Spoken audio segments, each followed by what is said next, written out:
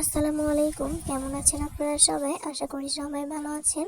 আজকে দেখাবো ভীষণ মজাদার স্বাদের টক ঝাল মিষ্টি কুলের আচার বা বড়ইয়ের আচার। তো চলুন আজকের এই রেসিপিটি শুরু করা যাক। রেসিপিটি তৈরি করার জন্য প্রথমে আমি কুলগুলোকে ভালো করে ধুয়ে নিয়েছি। এখন এখানে দিয়ে দিচ্ছি ভিনেগার, তার সঙ্গে দিয়ে দিব লবণ। ভিনেগার এবং লবণ দিয়ে এখন আমি চুলার উপর বসিয়ে দিচ্ছি। এখানে কোনো প্রকার পানি ব্যবহার করবেন না। এখন আমি এই ভিনেগার লবণ দিয়ে ভালো করে এই বড়ইগুলোকে সিদ্ধ করে নিচ্ছি। কিছুক্ষণ নাড়াচাড়া করে আমি বড়ইগুলোকে সিদ্ধ করে নিব। কিছুক্ষণ নাড়াচাড়া করে ভালো করে সিদ্ধ করে নিতে হবে। এই পদ্ধতিতে এই আচারটা তৈরি করলে সারা বছর সংরক্ষণ করা যাবে, পাশাপাশি এত বেশি মজার হয় যা বলে বোঝানো সম্ভব না। তো এইভাবে করে আমি ভালো করে সিদ্ধ করে নামিয়ে নিব। এখন একটা তাওয়ায় দিয়ে দিচ্ছি শুকনো মরিচ। শুকনো মরিচটা দিয়ে ভালো করে টেলে নিচ্ছি। টেলে নিয়ে গুঁড়ো করে নিতে হবে। এখন এখানে দিয়ে দিচ্ছি পাঁচফোড়ন। পাঁচফোড়নটা দিয়েও আবার ভালো করে নাড়াচাড়া করে টেলে নিতে হবে। টেলে নিয়ে আমি আবার নামিয়ে নিচ্ছি। এই পাঁচফোড়নগুলোকেও কিন্তু গুঁড়ো করে নিব। পাঁচফোড়নগুলো এবং শুকনো মরিচগুলো আলাদা আলাদা করে আমি গুঁড়ো করে নিচ্ছি। এখন একটা কড়াইয়ে সরিষার তেল দিয়ে দিচ্ছি।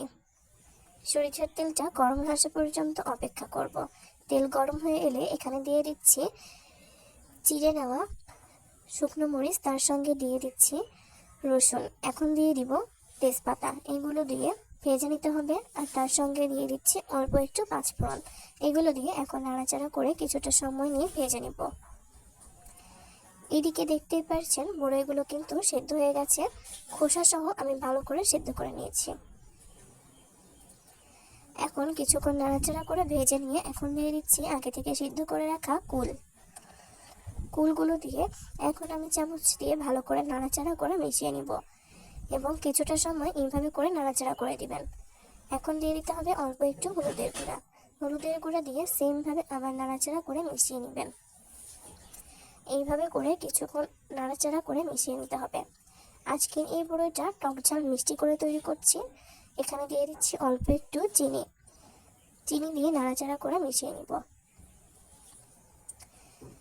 কিছুটা সময় নাড়াচাড়া করে মিশিয়ে নিতে হবে। এখন দিয়ে দিচ্ছি গুড়। আচার তৈরিতে গুড় দিলে কিন্তু টেস্ট অনেক বেশি মজার হয়। আমি এখানে চিনি গুড় দুটোই ব্যবহার করেছি। গুড় দিলে এই রেসিপিটা খেতে অনেক বেশি ভালো লাগবে।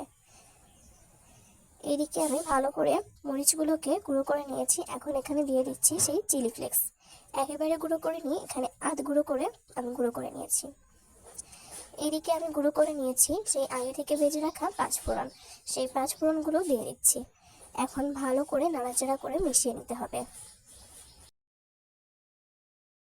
যারা আমার চ্যানেলে নতুন, আপনাদের কাছে যদি আজকের এই রেসিপিটি ভালো লাগে তাহলে আমার চ্যানেলটিকে সাবস্ক্রাইব করে দিবেন। যারা ফেসবুক পেজ থেকে আজকের এই ভিডিওটি দেখছেন তারা চাইলে পেজটিকে ফলো দিয়ে রাখতে পারেন। তো এইভাবে করে নাড়াচাড়া করে মিশিয়ে নিচ্ছি। কুলের আচার তৈরিতে গুড় ব্যবহার করলে এই আচারটার কালার অনেক সুন্দর হয়, পাশাপাশি এটার টেস্টও অনেক বেশি মজার হয়। তো এইভাবে করে আর কিছুক্ষণ রান্না করে কিন্তু আমি নামিয়ে নিয়েছি। আর দেখতে পাচ্ছেন, কালারটা দেখে বুঝতে পারছেন এই রেসিপির টেস্ট কতটা মজার হয়েছিল। এই রেসিপিটি কিন্তু এইভাবে তৈরি করলে একদম পারফেক্ট তৈরি হয়ে যাবে। আপনাদের কাছে কেমন লেগেছে? আশা করব আপনাদের কাছেও ভালো লেগেছে। যারা এইভাবে আচার তৈরি করেননি অবশ্যই ট্রাই করবেন এবং আপনাদের মূল্যবান মতামতের মাধ্যমে কমেন্ট করে জানিয়ে দিবেন আপনাদের কাছে এই রেসিপিটি কেমন লেগেছে। তো এইভাবে করে কিন্তু আপনারা খুব সহজেই কুলের আচার রেসিপিটি তৈরি করতে পারবেন এবং বছর জুড়ে এই আচারটা সংরক্ষণ করতে পারবেন। ঠিক এই পদ্ধতিতে যদি আপনারা আচারটা তৈরি করেন তাহলে কিন্তু খেতে অনেক বেশি মজার হয়, পাশাপাশি এই আচারটা সারা বছর জুড়ে সংরক্ষণ করা যাবে। তবে আরেকটা কথা, এই আচারটা এত বেশি মজার হয় যে বানানোর সঙ্গে সঙ্গে কিন্তু শেষ হয়ে যায়, ভীষণ মজার হয়। তাহলে দেরি কিসের? অবশ্যই আপনার একবার হলেও এই রেসিপিটি ট্রাই করবেন। আশা করব আপনাদের কাছেও এই রেসিপিটি ভালো লাগবে। যারা আজকের ভিডিওটি শুরু থেকে শেষ পর্যন্ত দেখেছেন তাদেরকে জানাচ্ছি অসংখ্য ধন্যবাদ। নতুন কোনো ভিডিওতে আপনাদের সামনে নতুন কোনো রেসিপি নিয়ে খুব শীঘ্রই হাজির হয়ে যাব। সবাইকে অসংখ্য ধন্যবাদ জানিয়ে আজকের মতো ভিডিওটি এখানে শেষ করছি। সবাই অনেক বেশি ভালো থাকবেন, সুস্থ থাকবেন। সবার সুস্থতা কামনা করছি, বিদায় জানাচ্ছি, আল্লাহ হাফেজ।